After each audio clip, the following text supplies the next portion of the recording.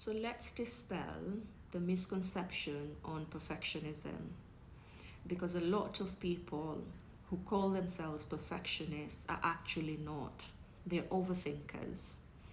But there's a psychological benefit that they gain from associating themselves with perfectionism that seems to be soothing to their overthinking.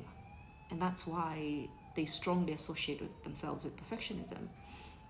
So when we look at an overthinker is a person who is stuck in their mind, worrying about how they're not good enough for that project because they were bad in the previous project, and so they're stuck in doubt, self-doubt. And they're also afraid that this project that they're doing is not going to work, so it's going to fail, so they're afraid of failure. And it's this particular element that is shared with a person who's a perfectionist that they hang on to.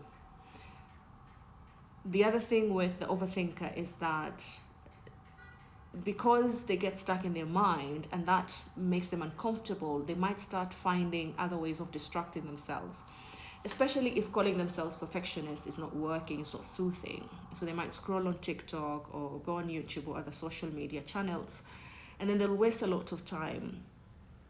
And they'll realize that they wasted time, so now there's guilt that accompanies that they should have spent that time doing something. Instead, they spent it distracting themselves from the discomfort of having to think about how they're going to fail to do that project.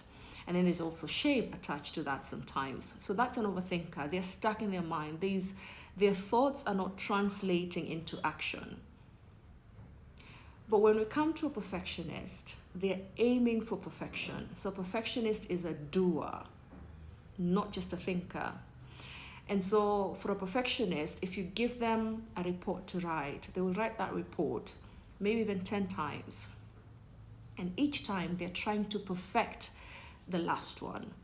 And so their cause for procrastination is attempting to achieve that high standard that they set for the report, whether it's clarity that they're trying to achieve in perfection, whether it's accuracy or being precise, whether it's the structure, whether it's the grammar, whatever it is that they feel they're not meeting the standards, they're working hard to meet. So a perfectionist is a doer.